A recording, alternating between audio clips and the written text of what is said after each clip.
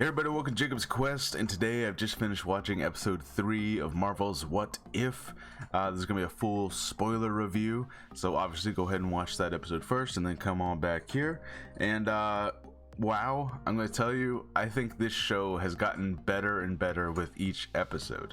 Episode 2 I think was much better than episode 1, and this episode is my favorite so far, so hopefully this trend continues and episode 4 is even better. But I gotta say, my favorite thing about this was that those first 2 episodes were essentially, what if this character replaced this other character? And that was it. That was like the main change. And in that first episode, most of the things stayed the same, except obviously some core details, and I still feel that that was like the safest of all the episodes. The second episode, things drastically changed, but it was still that general idea of like, oh, it's T'Challa instead of Peter Quill. So while I did enjoy that episode, this one is where we're starting to really have fun with it. It's really like, hey, what if something much more drastic happened, and how crazy would the end result be because of this? And wow, I just really love this one. So basically, obviously, again, spoilers, this one is, hey, what if someone started killing off the members of the Avengers Initiative right before they were able to actually form the Avengers? And it plays out as this mystery thriller, with honestly some genuinely horror themed moments, because I was like, oh god, they're like kind of brutally killing some of these people. And the person who it ends up being, I did not suspect at first.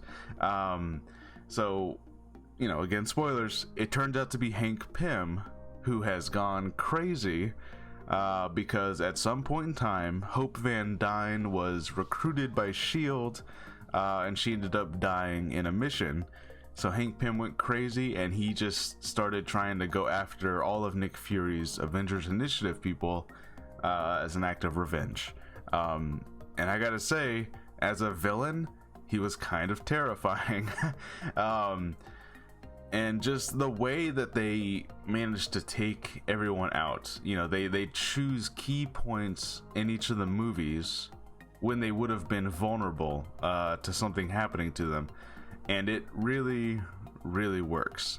And just wow. So basically, like for example, Tony Stark, he gets injected with a needle in the neck in Iron Man 2 because he's being infected by his own arc reactor. The poison is killing him, and there's that scene where they inject him with something to help like slow things down a little.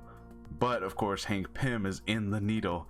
And then the Hulk gets, the Hulk gets sniped through that window in the the Incredible Hulk, when he's in that bridge at the university, that little like walkway that has the big windows.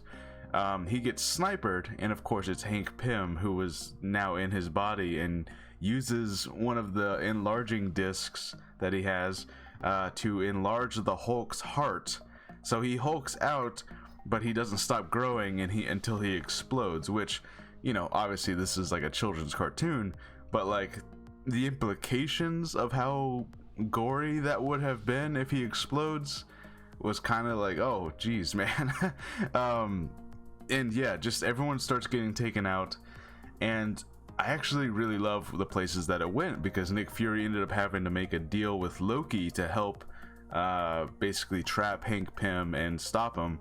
And it ends up being basically a Loki versus Hank Pym fight, which he loses pretty easily. Of course he would, right? Because he has no idea like Loki was a thing. And basically the end result is that Loki ends up deciding to like, hey, we work together. I'm gonna take over this planet now, because this is not Loki working for Thanos. This is Loki working for himself still, because the events of Thor 1 never finished. So he's still king of Asgard, Loki. So of course he just decides to stick around and rule Earth now, which is the thing that he would do at this point. And Nick Fury, of course, manages to find Steve Rogers, who luckily was still on the ice, so he was safe, I guess, because, you know, he was not awake yet. Which kind of has me questioning the timeline of all of these events. I think in this episode they say Thor and Iron Man 2 and Hulk all happen in 1 week of each other, which I don't know if that was always the case. I mean, I knew that they happened around the same time, but like during the exact same week, I'm not sure I always knew that. I know the idea that the hammer was found at the end of Iron Man 2. I know that was like an after credits scene or something. But in any case, it's very interesting that like they supposedly all happen within the same exact week. I'm sure someone out there knows, like, oh yeah, that's always been a thing. Anyways, wow, just I really loved everything that this episode did. I loved the mystery thriller of it all. The, you know, Natasha Romanoff had like spy investigations trying to save the Hulk. Unfortunately, even she gets taken out, but not before she's able to give the clue, saying like it's all about hope. Which the second she said that, I was like, okay, Hope Van Dyne. I get it. I see where this is going now. And just wow, I just really enjoyed this. This was I hope episode 4 continues this trend of like, you know, not just, oh, what if this character was this character, but like, you know, what if something crazy drastic happened to the world and it just like ripple effects everything else that happens. And yeah, to be honest with you, I kind of want to see more of this, like, and maybe that's the point of this What If series, is that like they're kind of testing out different versions of Earth. They're like, hey, which one do the fans respond to most? I want to see more of this Earth. I want to see what happens next, because he ends up calling Captain Marvel and finding Steve Rogers, and they're kind of all that's left is him, you know, those two and Nick Fury. They're basically all that's left because everyone else has been killed. So you know, it'd basically be them fighting Loki, and then, you know, I'm sure later down the road they'd end up having to fight Thanos, and who knows how that would go. So I don't know, I kind of want to see more of this world. It's a much darker version of history where everything went horribly wrong. But yeah, this was a surprise. I did not even know, like, you know, in the trailers we know that there's a zombie episode coming. We know there's an episode with Spider-Man having Doctor Strange stuff going on. I did not know that this was even a thing. I don't know if like all the concepts for each episode have already been like announced or something, but this was a surprise to me. And yeah, I really enjoyed this one. So yeah, let me know what you guys think. Let me know how you guys feel about this mystery thriller episode.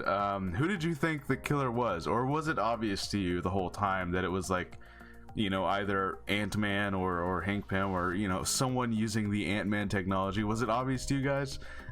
It wasn't to me until Natasha Romanoff had her fight, and the person fighting her couldn't be seen, and I was like, oh, it's either an invisible person or it's an Ant-Man technology using person. So I don't know. Let me know what you guys think. Let me know how you guys feel about this episode, and I'll see you guys next time. Bye.